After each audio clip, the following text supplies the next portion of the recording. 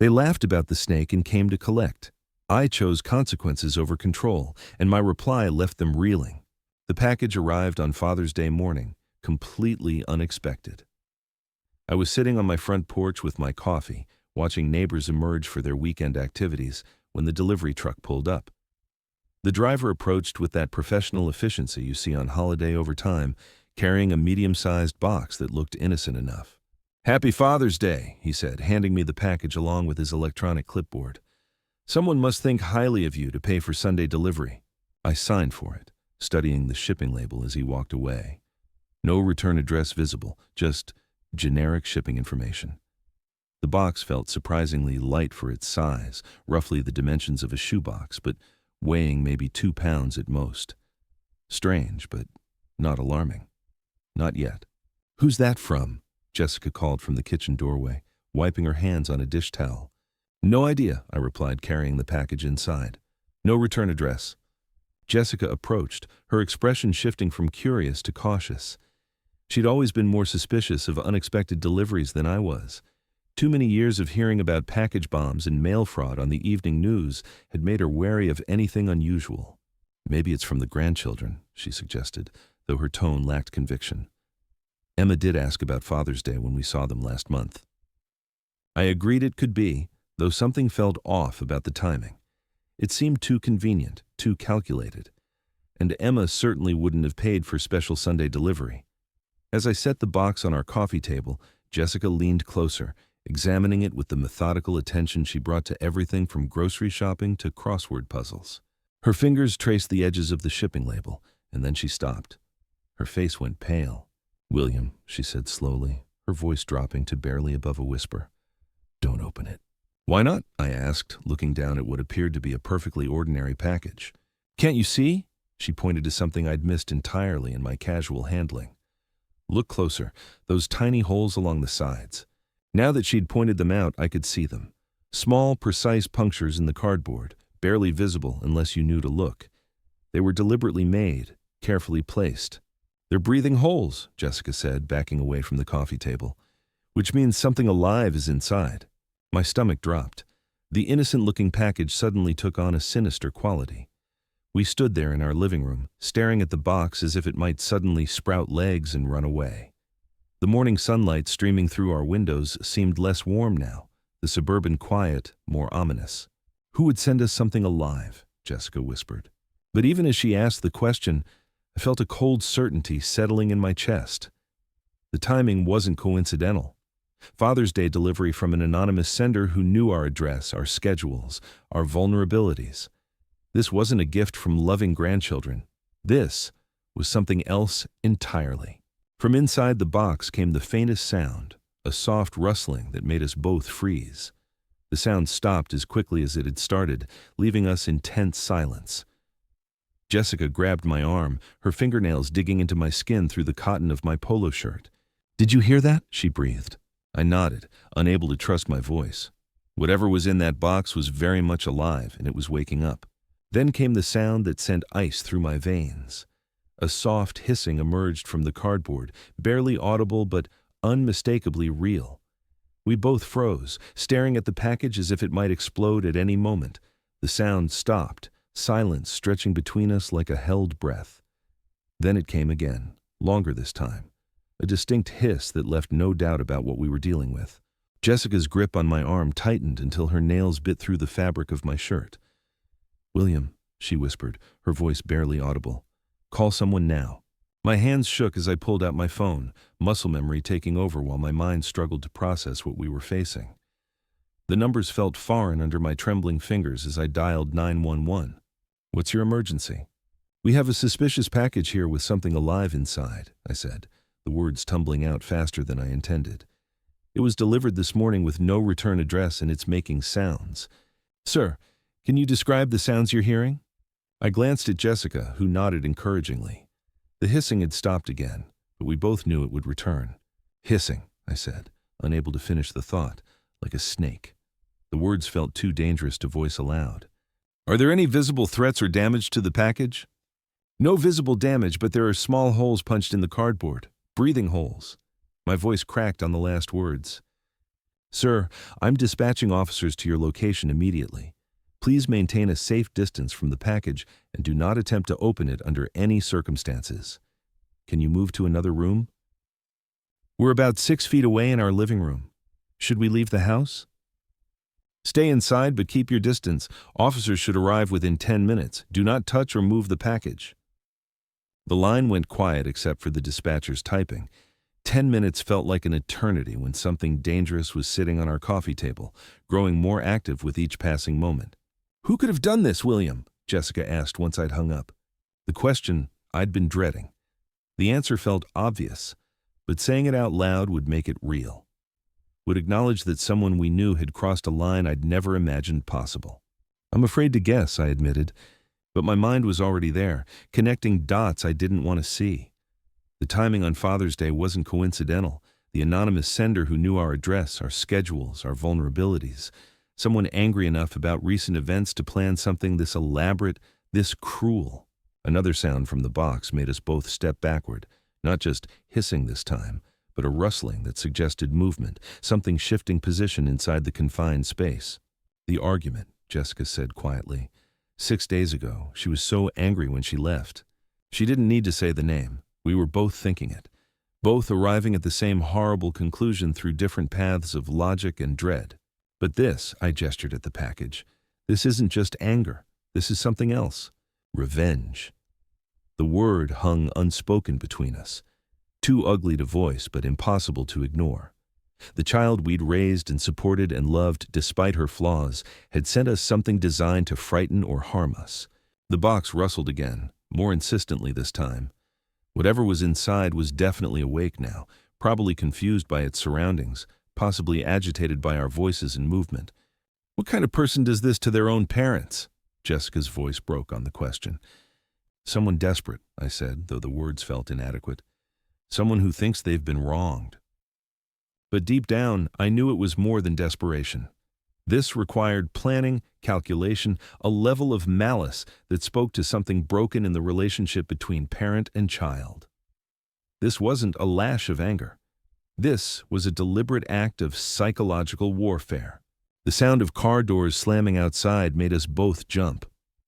Through the front window, I could see a police cruiser in our driveway. 2 officers walking toward our door with the purposeful stride of people trained to handle dangerous situations. Relief flooded through me so quickly it made my knees weak. Professional help had arrived.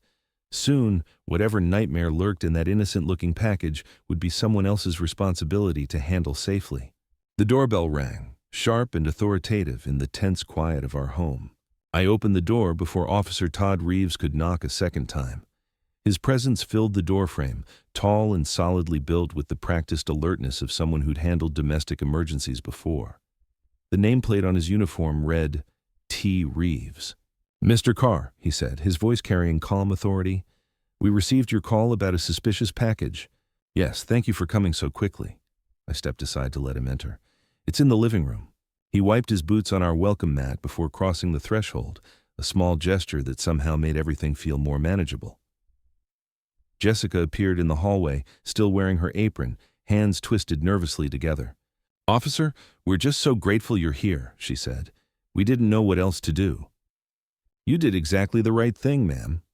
His voice carried the kind of reassurance that comes from years of talking people through their worst moments. Can you show me the package? We led him to the living room, where the box sat on our coffee table, looking smaller now that professional help had arrived. Officer Reeves approached carefully, pulling latex gloves from his utility belt with practiced efficiency.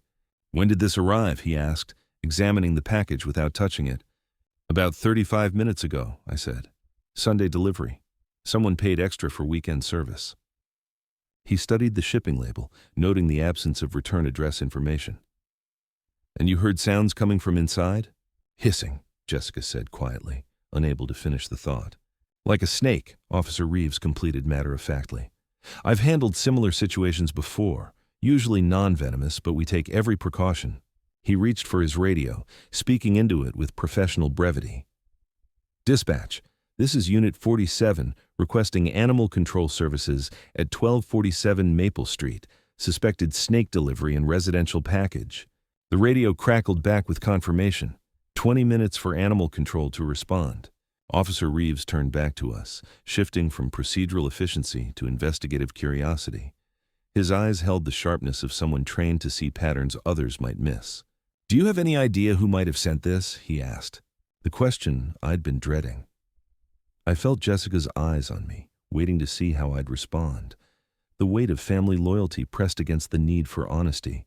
"I don't know," I said carefully. "Probably just some kids playing pranks." His gaze sharpened slightly, reading the hesitation in my voice like a book with large print. "Ancient. Kids would need access to live animals, shipping materials, knowledge of your address," he said. "This required planning and resources." My mouth went dry. He was right, of course. Someone with means and motive had deliberately sent us a snake on Father's Day. The coincidence was too perfect, too targeted to be random. "Have you had any recent conflicts, family disagreements?" Family disagreements. The phrase hung in the air like an accusation.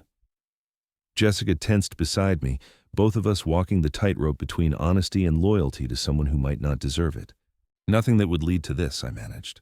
Officer Reeves studied my face, noting the hesitation, but not pushing. Instead, he pulled out a small notebook, the kind cops carry for details that matter later.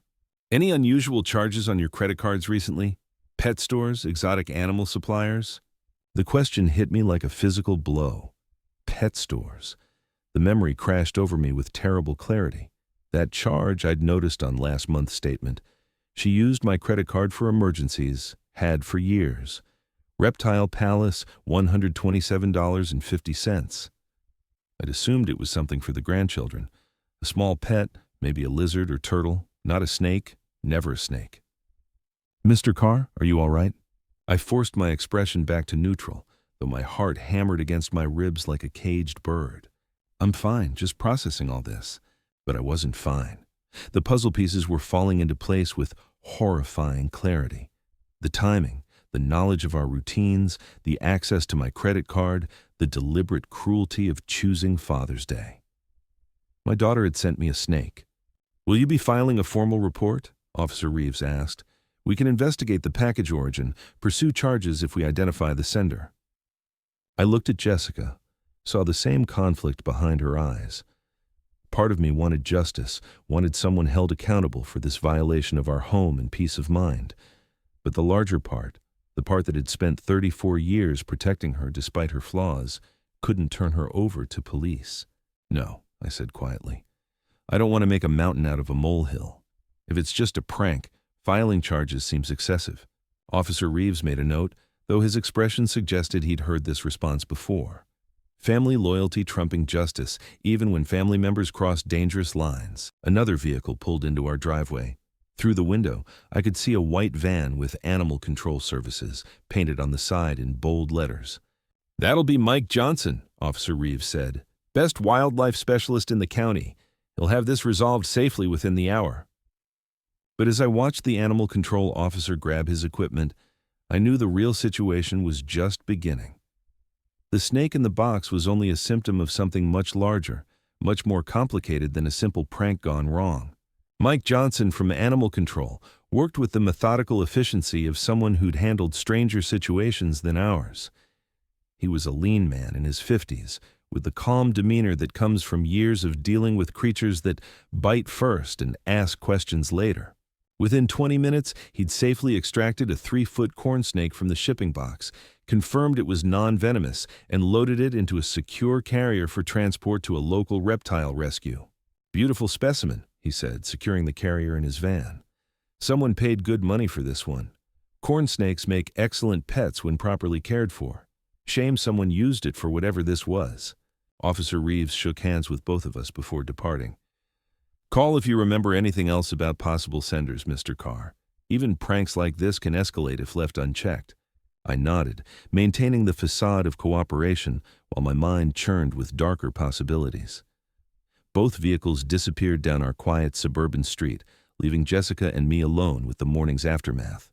The living room felt different now, violated somehow despite the professional cleanup.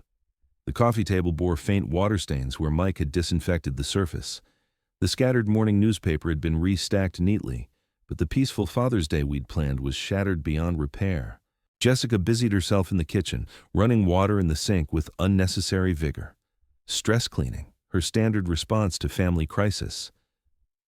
I stood at the front window watching the Hendersons return from their Father's Day outing, their car loaded with picnic gear and children's laughter. Normal families, normal Sunday mornings, normal fathers who didn't receive venomous surprises from their daughters. The credit card charge burned in my memory like a brand. Reptile Palace, $127.50 3 weeks ago, right after our argument about the inheritance. Perfect timing for planning revenge. My phone felt heavy in my hands as I scrolled to her contact information. Her smiling photo looked back at me, a picture from Emma's birthday party last year, before the financial demands had escalated, before the threats about grandchildren access, before this morning's snake delivery. "Are you really going to call her?" Jessica asked quietly from the kitchen doorway. "I need to know for certain." The question hung between us like a challenge. What would I do if my suspicions were confirmed? What action could a father take against a daughter who'd crossed such a fundamental line? I didn't have an answer yet, but I knew the conversation was necessary. The phone rang twice before she picked up. "Dad?" Her voice carried artificial brightness, the tone she used when she wanted something or was hiding something. "How's your Father's Day going?" My grip tightened on the phone. How's my Father's Day going? If she was innocent, the question was natural. If she was guilty, it was cruel mockery. "Interesting morning, actually." I kept my voice neutral, conversational. "You wouldn't happen to know anything about a strange Father's Day gift?" "No, Dad, what happened?" Her response came quickly, almost too quickly. But it was what happened next that confirmed my worst suspicions. In the background, unmistakably, I heard Peter's quiet laughter. Not the surprised chuckle of someone hearing unexpected news, but the satisfied snicker of someone who thought they'd gotten away with something clever. The sound hit me like a physical blow. All doubt vanished in that moment of careless amusement. My daughter had sent me a snake, and her husband found it entertaining. "Just some confusion with the delivery," I said, fighting to keep my voice steady. "Nothing important. I should let you go." "Are you sure everything's okay? You sound strange." Strange? I was discovering that my only daughter had tried to terrorize me with a live reptile, and she thought I sounded strange. "Everything's fine. Enjoy your Sunday." I ended the call before she could respond, before my carefully maintained composure could crack completely. The phone trembled in my hands as the full weight of betrayal settled over me. Jessica appeared at my side, reading my face with the intuition of 38 years of marriage. "You heard something?" Peter laughed. The words came out flat, emotionless. In the background, when she asked what happened, he laughed like it was the funniest joke he'd ever heard. Her hand found my arm, a steadying presence in the shifting landscape of our family dynamics. "What are you going to do?" I looked down at the phone, then toward my home office, where the computer held access to bank accounts, credit cards, and all the financial tools that had kept her afloat for 3 years running. "I'm going to teach my daughter about consequences." 7 o'clock found me sitting in my home office, door closed, computer humming quietly in the evening stillness. I'd spent the afternoon in careful thought, walking through our neighborhood, reviewing 30 years of financial decisions that had brought us to this moment. The anger had settled into something colder, more purposeful. My desk held the accumulated evidence of a father's generosity, bank statements showing monthly transfers to cover her rent, credit card bills I'd paid without question, insurance premiums, car payments, emergency loans that were never repaid. 3 decades of enabling disguised as love. The leather portfolio beside my keyboard contained documents I'd reviewed dozens of times over the years. Copies of checks written for her wedding, receipts from the car I'd sold to pay her gambling debts, bank transfers labeled emergency assistance that had become monthly obligations. Each piece of paper told the same story of a daughter who had learned to see her father as an endless source of money rather than guidance. The computer screen glowed as I navigated to our online banking portal. My fingers moved steadily across the keyboard, typing the familiar passwords I'd never shared with her, though she'd managed to access plenty without them. First, the credit card account, the same one that showed the Reptile Palace charge from 3 weeks ago. She appeared as an authorized user, a status I'd granted her during college for emergencies. 20-year-old emergencies that had multiplied into a permanent lifestyle. I clicked on Manage Users. The system prompted me with security questions. My mother's maiden name, the street where I grew up, simple answers that unlocked access to tools I should have used years ago. Remove authorized user, the screen asked in neutral blue text. My cursor hovered over confirm for perhaps 10 seconds, not from hesitation, but from the profound shift I felt occurring within myself. 30 years I'd funded her irresponsibility. Enough. I clicked. User access revoked. Changes will take effect within 1 business hour. Next came the PIN changes. She had somehow learned the numbers, probably watching over my shoulder during one of our many financial rescue missions. I selected new digits, the year Jessica and I were married. Numbers that meant something to our relationship, but nothing to her schemes. The automated payments required more attention. Monthly transfers to her checking account, the recurring payment for her car insurance, a subscription service for her gym membership that she'd convinced me was essential for her mental health. Each cancellation required confirmation. A digital paper trail of my decision to stop being her private bank. My hands remained steady throughout the process. No trembling, no hesitation. This wasn't cruelty. It was overdue accountability. I remembered the conversation last month when she'd called, sobbing about the gambling debts, how she'd promised this was the last time, the final crisis I'd need to solve. I'd believed her, transferred another $5,000, and told Jessica we were helping our daughter learn responsibility. Instead, I'd been teaching her that consequences were optional.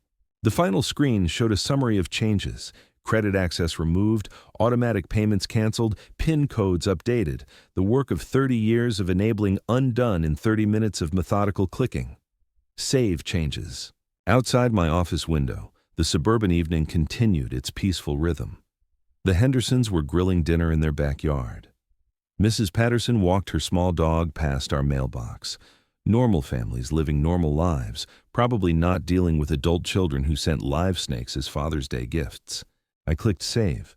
The confirmation appeared instantly. Account changes processed. Updated information will be available immediately. Leaning back in my leather desk chair, I felt something I hadn't experienced in years when it came to my daughter. Control. Not the desperate reactive scrambling to fix her latest crisis, but the calm authority of a parent who'd finally remembered that love sometimes requires saying no. Tomorrow morning, she would discover that her financial safety net had been removed. Her credit card would be declined, her automatic payments would bounce, her assumed access to my resources would simply end. For the first time in decades, the consequences of her choices would be entirely her own responsibility. The phone on my desk remained silent, but I knew that wouldn't last long. Morning arrived with unusual peace. I sat at our kitchen table with coffee and the newspaper, watching sunlight filter through Jessica's herb garden on the windowsill.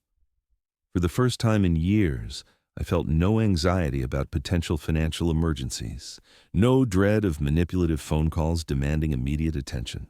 Jessica moved quietly around the kitchen, refilling my coffee cup with the comfortable efficiency of 38 years of shared mornings.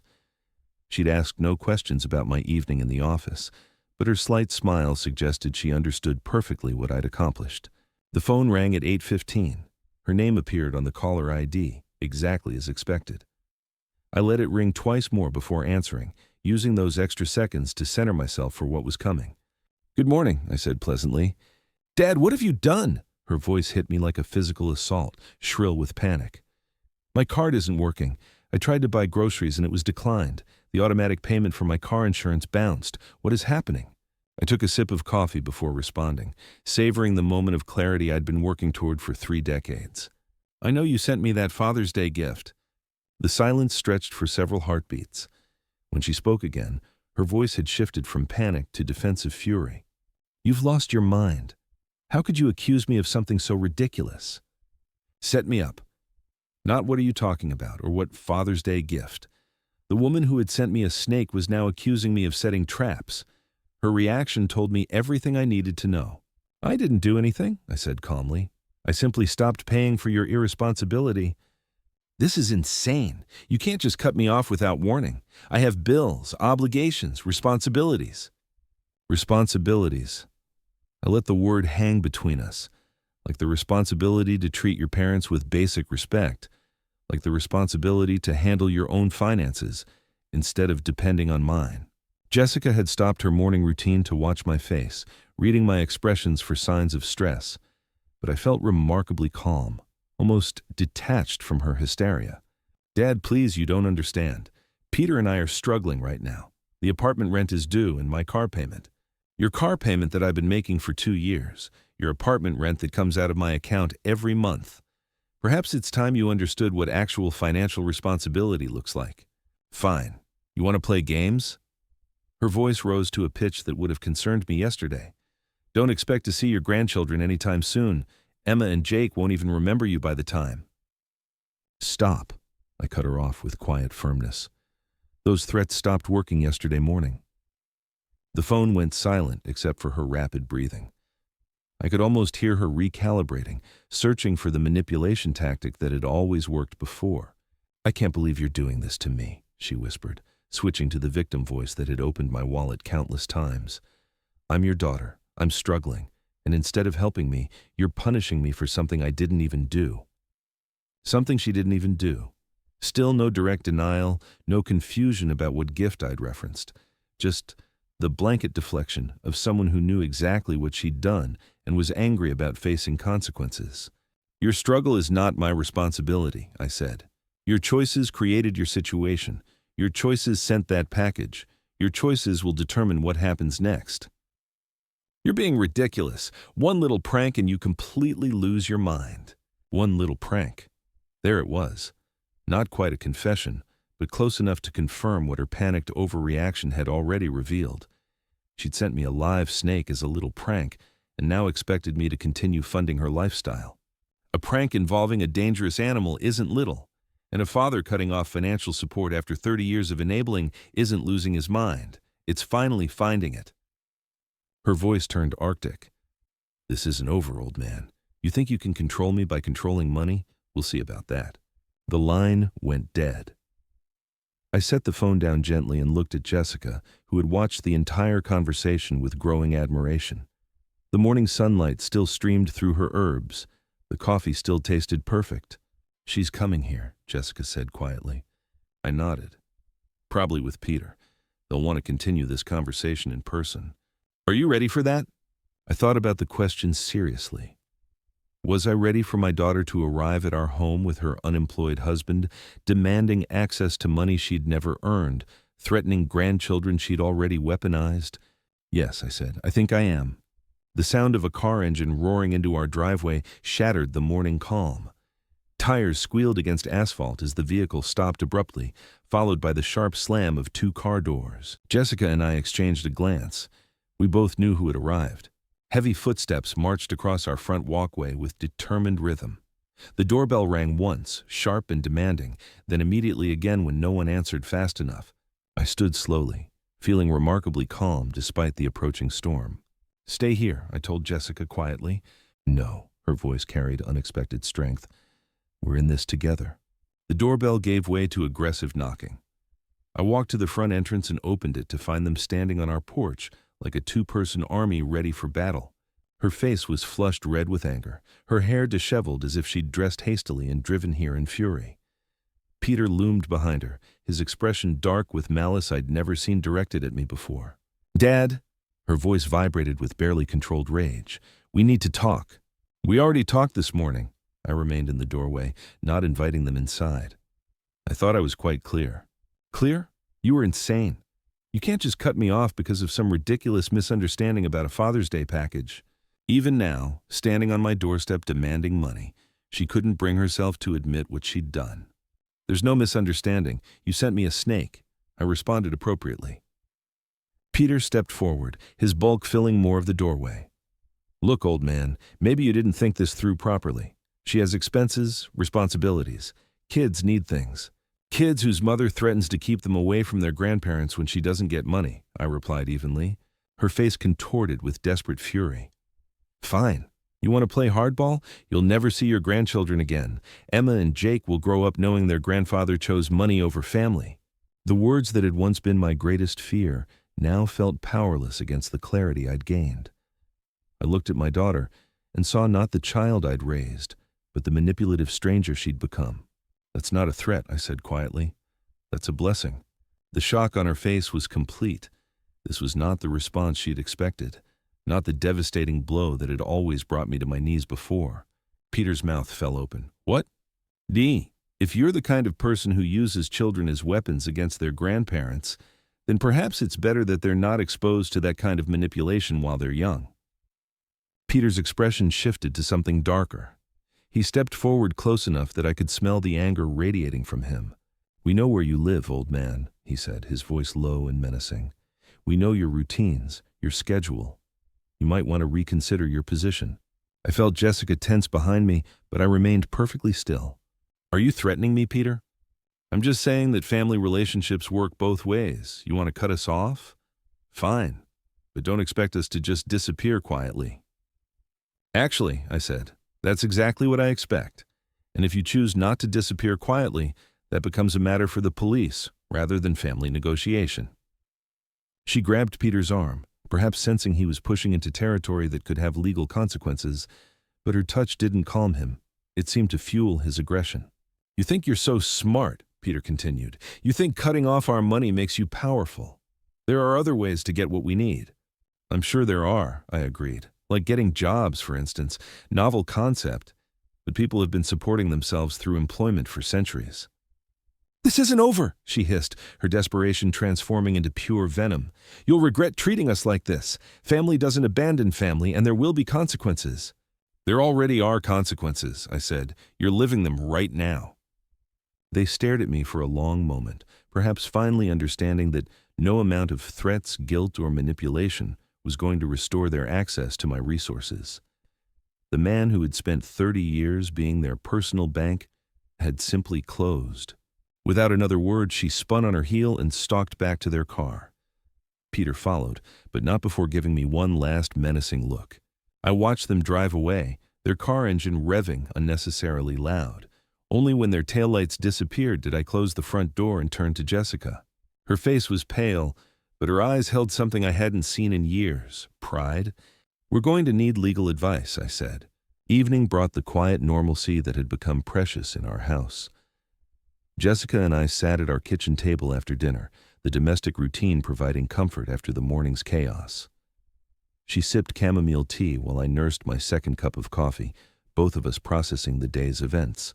The kitchen had always been our sanctuary for serious conversations.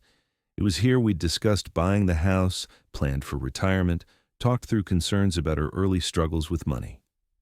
Now it served as the place where we contemplated the complete breakdown of our family relationship. I keep thinking about when she was 8, Jessica said quietly. Remember the Mother's Day breakfast she made? Burned toast and orange juice with too much pulp, but she was so proud. I did remember her in pink pajamas, standing on a kitchen stool to reach the counter, determined to surprise us with breakfast in bed. The memory felt like it belonged to someone else's family now. She used to draw us pictures, I said. Stick figures of our family holding hands. I kept them in my office desk drawer for years. I still have some in that memory box upstairs. Jessica's voice carried maternal grief.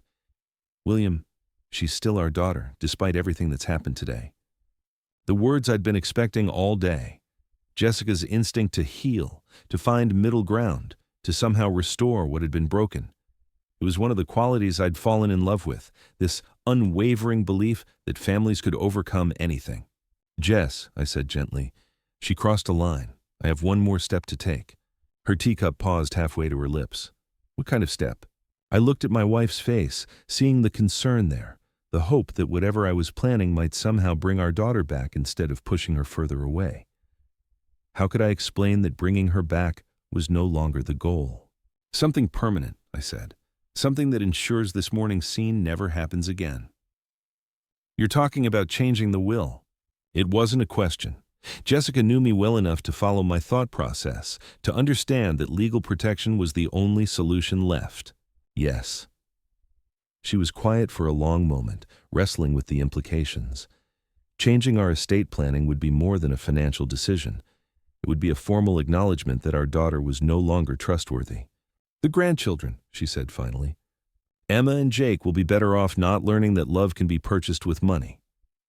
I reached across the table and took her hand. Jessica, what she did today wasn't desperation. It was calculated cruelty. The snake, the threats, the manipulation, That's who she's chosen to become. But if we cut her out completely, we protect ourselves from future abuse. We protect our marriage from constantly managing her crises.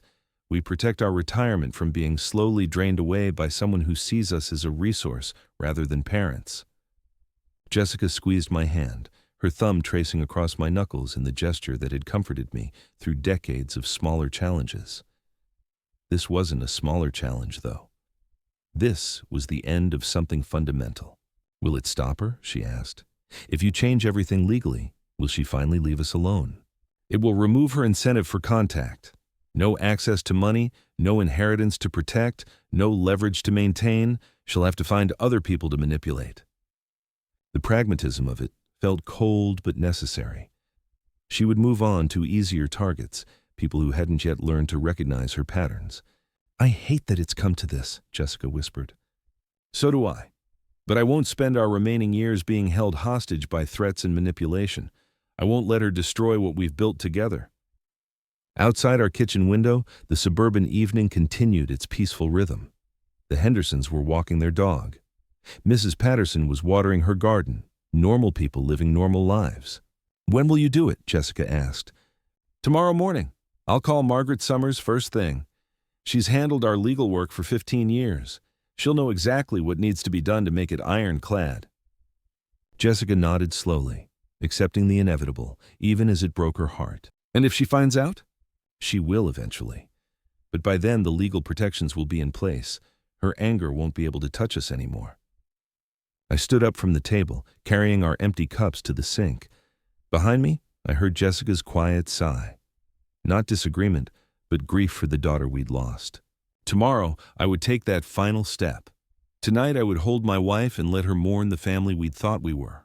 Margaret Summers' law office occupied the third floor of a granite building downtown, its walls lined with legal volumes that spoke of 15 years protecting families like ours. I sat across from her mahogany desk with a manila folder of documents, feeling calmer than I had in weeks. William, she said, removing her reading glasses, when you called this morning, you mentioned needing comprehensive legal protection. Tell me what's been happening. Margaret had handled our wills, property transfers, and Jessica's mother's estate. She knew us as the stable couple who planned ahead and paid bills promptly. What I was about to describe would sound like a different family entirely. I explained the inheritance argument, the snake delivery, the blocked credit cards, yesterday's threatening confrontation. Margaret listened without interruption, occasionally making notes, her expression growing more serious with each detail. Peter said they know where we live, know our routines, I concluded. It felt like a direct threat. She set down her pen and leaned back. William, this goes beyond a family disagreement. You're describing harassment and intimidation. We need to address this on multiple fronts. That's what I was hoping you'd say. Margaret pulled out a fresh legal pad. Let's start with your will. You mentioned wanting to restructure your inheritance. I want my money to go to my grandchildren's education, not to my daughter's casino. That's a wise decision, William. Her voice carried professional warmth. We can create an educational trust fund that provides for Emma and Jake's schooling, college expenses, and legitimate educational needs while preventing any access by their parents. She outlined the framework. An independent trustee would manage the funds, releasing money only for documented educational expenses. She and Peter would have no access, no control, no ability to manipulate the children's inheritance. What about Jessica? I asked. Fully protected, of course. The house, your retirement accounts, her security, nothing changes there. This only affects what would have gone to your daughter. Next came the restraining order documentation. Margaret opened a new file and began systematically recording yesterday's confrontation, the threatening language, the escalating pattern that had culminated in actual intimidation. The snake incident is particularly concerning, she said, writing quickly. Using live animals to frighten elderly parents shows planning and malice that courts take seriously. How long does this process take? The will modifications can be finalized within the week. The restraining order can be filed today. Once it's granted, any contact from them becomes a legal matter rather than a family dispute. I felt something release in my chest, a tension I'd been carrying for months. The weight of being perpetually available for her crises, of walking on eggshells to avoid triggering her threats, of enabling destructive behavior, all of it was ending. "There's one more thing," Margaret said. "Based on what you've described, I recommend documenting everything for potential future legal action. Keep records of any attempts to contact you, any violations, any attempts to involve the grandchildren. You think it will get worse before it gets better?" People who use manipulation and threats don't usually accept boundaries gracefully. When she discovers she's been cut out of your will and served with a restraining order, her reaction may be significant. But that no longer frightened me. With legal protections in place, her anger would be directed at a system designed to handle such behavior, not at two elderly parents trying to enjoy their retirement. Margaret's assistant brought in the prepared documents. As I signed my name to each page, I felt the satisfying finality of decisions made and implemented. 30 years of financial enabling was officially ending. Our home would be legally protected from harassment. "The restraining order should be approved by end of business today," Margaret said. "Court officers will serve both of them by tomorrow morning. After that, any contact with you or Jessica becomes a criminal matter." I stood to leave, shaking hands with the woman who had just helped me reclaim control of my own life. Outside her office windows, the city continued its normal rhythm. "William?" Margaret called as I reached her door. "You've made the right choices. Your family's safety and security come first." I nodded, tucking the folder under my arm. Tomorrow morning, she would discover that manipulation was no longer an option. Tonight, Jessica and I would sleep peacefully, knowing the law was finally on our side. 2 days passed in the most peaceful quiet I'd experienced in years. Jessica and I fell back into the comfortable routines that had been constantly interrupted by her crises. Morning coffee without dreading phone calls, afternoon walks without checking for missed messages, evening dinners without discussing the latest financial emergency. On Thursday afternoon, Margaret called to confirm what I'd been anticipating. "William, the documents were delivered at 2:15 today. Both of them have been served with the restraining order, and they've received copies of the will modifications. It's done." I thanked her and hung up, then sat quietly in my chair for several minutes. Outside our window, Mrs. Patterson was planting spring flowers in her garden. The Henderson children were riding bicycles on the sidewalk. Normal suburban life, continuing its peaceful rhythm. "The papers were delivered?" Jessica asked from the kitchen doorway. "This afternoon," I confirmed. "It's finished." She came and sat beside me, taking my hand in hers. We didn't need to discuss what her reaction might be, or whether she would try to find ways around the legal barriers Margaret had erected. The law was clear. The protections were comprehensive. And for the first time in 30 years, we were truly free from her manipulation. I thought about the daughter I'd raised, the little girl who'd drawn stick figure families and made breakfast in bed on special occasions. That child had grown into someone who sent live snakes to her father and threatened to weaponize his grandchildren against him. The transformation had been gradual enough that I'd spent decades making excuses for increasingly unacceptable behavior. But the woman who'd stood on my doorstep demanding money and making threats wasn't someone I needed to enable any longer. The legal documents had created the boundaries that love alone could never establish. They got what they wanted. I was no longer in their lives. The irony wasn't lost on me. She had spent years threatening to cut off my access to Emma and Jake whenever I didn't comply with her financial demands. Now, through her own escalating behavior, she'd ensured that separation permanently, while simultaneously losing any claim to the inheritance she'd been so desperate to control. Emma and Jake would be provided for through their educational trust fund, managed by professionals who couldn't be manipulated or threatened. Their college expenses, tutoring, books, legitimate educational needs, all secured without giving their parents access to resources they'd proven incapable of managing responsibly. Jessica squeezed my hand. "Do you think she understands what she's lost?" "She will," I said. "The restraining order means any attempt to contact us becomes a criminal matter. The will changes mean there's no inheritance to fight for, no financial incentive to maintain even hostile contact. She'll have to find other people to manipulate. And if she violates the restraining order, then it becomes the police department's problem, not ours. For 30 years, I'd been her safety net, catching her every fall while she learned nothing from the experience. I'd sold my classic car to pay her gambling debts. I'd covered her rent when she claimed unexpected emergencies. I'd written check after check, always believing that this time would be different. This crisis would be the last one. The snake had been her final communication with me.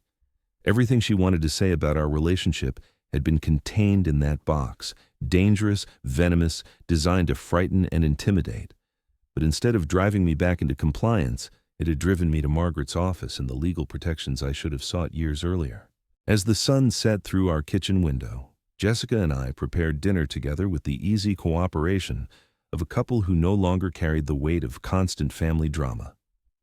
No phone calls interrupted our conversation.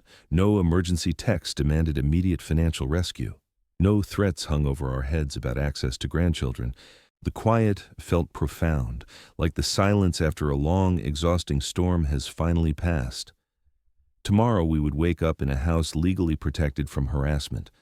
Our retirement savings would remain intact, earning interest for our own security rather than being slowly drained by someone else's poor choices. Our marriage would continue without the constant stress of managing an adult child's manufactured crises. I had reclaimed my role as a father who loved his daughter enough to refuse to enable her destruction of herself and others. Legal boundaries had replaced emotional manipulation. Professional consequences had replaced family guilt. The law had given me back my life. Tonight, for the first time in decades, I would sleep without wondering what tomorrow's crisis would cost me. The months that followed brought a peace I hadn't experienced since Jessica was young. The legal boundaries Margaret had established weren't just pieces of paper. They were a fortress of protection that finally allowed us to breathe freely in our own home. Spring turned to summer, and Jessica began tending her garden with renewed enthusiasm. I noticed she hummed while she worked, something she hadn't done in years. The constant tension that had lived in her shoulders, the way she'd flinch whenever the phone rang, all of that gradually melted away. We received exactly 3 attempts at contact during those first few months. Each one was documented, photographed, and forwarded to Margaret's office. The first was a letter delivered to our mailbox, filled with accusations and demands that I reconsider my cruel decision. The second was a bouquet of funeral flowers left on our doorstep with a card that read, "For the death of our family." The third was a series of phone calls from different numbers, all hung up the moment we answered. Each incident was handled with professional efficiency.